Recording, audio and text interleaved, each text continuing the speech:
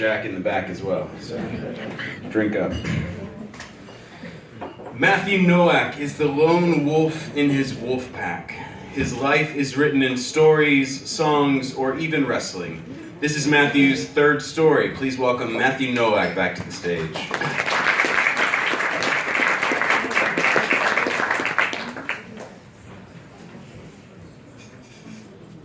A couple of years ago, I didn't have many friends. Because of the people I associated myself with, I dealt with depression. I never once hid the fact that I was depressed, but a lot of people didn't take my depression seriously. I felt I had no purpose in life, and I didn't want to get out of the house because of it.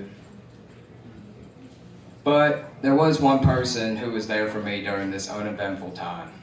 It was my friend Steven. Steven was a friend of mine I met online, and we had similar interests in music, TV shows we watched, etc. Nearly every day that I would get off from school, I would talk to him via Skype or Xbox Live playing games. But we never got to hang out, obviously, since he lived in Washington, D.C. Despite never meeting Steven in person, I became pretty good friends with him. Much like myself, Steven didn't have many friends either, and he was going through the same things I was going through during this time. There were many nights where he would stay up and make sure I was alright, and I would return the favor, although not as much as I should have probably, but it's probably one of the reasons why our friendship disintegrated as it did. So around late 2013 to early 2014, I had gotten past my depressive state, or so I thought. I had cut ties with the people that I associated myself with at high school, but there was still something that was making my life an utter hell. Steven and I began fighting every single day over the most ridiculous things. He would blame me for things like talking behind his back, or losing a game, or even his day being really, really terrible. And then he would also say things to me that I didn't really want to hear, which he was trying to help me out. But I was just being an asshole for no reason. Steven would threaten to end our friendship because of it. Because really, nonsensical bickering. No one doesn't have time for that. I didn't want to lose him as a friend since he was someone that never did me wrong. At first, I thought it was nothing out of the ordinary because it's common for friends to argue sometimes, right? Took me a while to realize that us fighting became more persistent, which affected my health even more.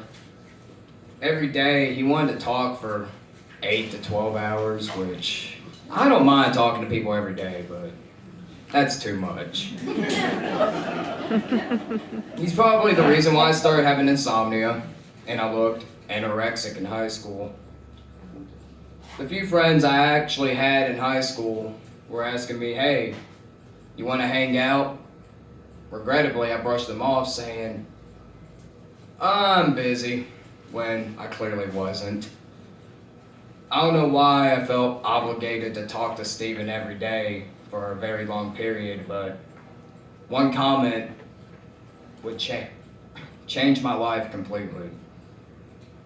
So school's out for the summer. I'm doing nothing but talking to Steven on the phone all day and night. The fights were getting worse and worse. His mood swings would change very rapidly, and I'm doing the best not to get him angry at me, but the slightest thing gets him pissed off.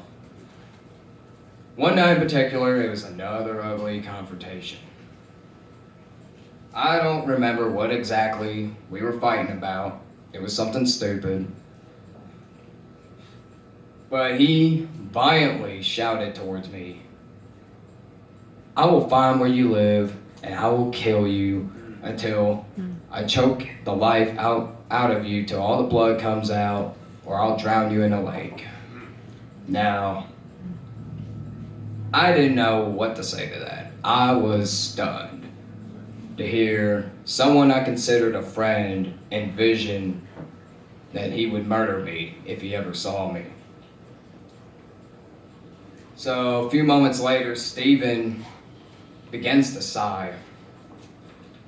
And his whole mood went from anger to deep regret. And Stephen softly said, "I'm sorry, Matt." I was still in disbelief. Stephen said he needed to calm down, which I replied, "Yeah, you do." I knew right then and there I needed to get away from all this mess, so fortunately enough, I found an escape. I didn't have any plans during the summer until I had a couple family members ask me if I wanted to go to Holiday World for 2 days. I wanted to get away from Stephen, so it was like, it'd be a great way to get him off my mind. So I went to Holiday World, and needless to say, it was the best decision I made because for once during that time, I got to go to places that were not a necessity. And it was really refreshing getting out of the house and doing something fun for once. Honestly, I don't remember the last time I had this much fun. I remember being in the car just looking out through the window, seeing how nice nature looked with the sunny weather that it was that day. And I saw a billboard of one of my favorite bands coming to town. And it came to me that I've been missing out on so much fun. Because why on earth would I be spending my teenage years talking to someone behind a screen when I can't even hang out with them in real life? The few friends I did have that I could actually see were asking me, "Hey, you want to hang out when you come back from vacation?" And I was totally down. I was like, "Yeah, let's hang out." So that's exactly what I did. I told Stephen I wasn't going to be able to talk until I got back from vacation. Little would Stephen or myself would know, I never talked to him again. So 2 weeks go by. I've already been back from vacation. Stephen would continue to spam my inbox, demanding that I would reply back to him. My response was muting and archiving the conversation. I kept telling myself I would reply to Stephen eventually, but I never did.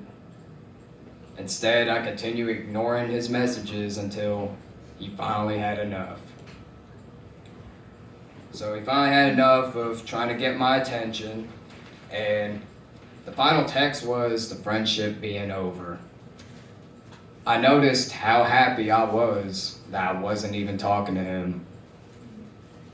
My life had turned around for the better, and I didn't want the friendship to end, but even if I had made that decision to an extent, it had to be done for my own well-being. Had I actually talked to him after I got back from vacation, more fights would have ensued, I'm sure. And I wouldn't be enjoying the life that I have now because I've enjoyed my life so much more since he's been gone. Do I wish I could have handled the situation differently? Absolutely. Do I want to be his friend again? Probably not. I do hope he's doing good though, even if he's forgotten about me at this point, or he has a disdain for me and probably wants to kill me. One thing's for sure, I don't regret how everything turned out because I've made much better friends than him.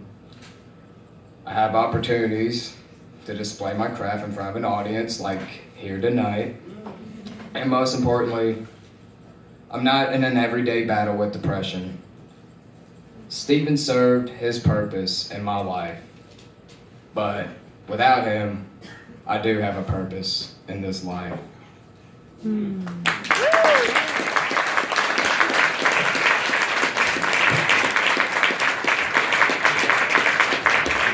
Thank you, Matthew.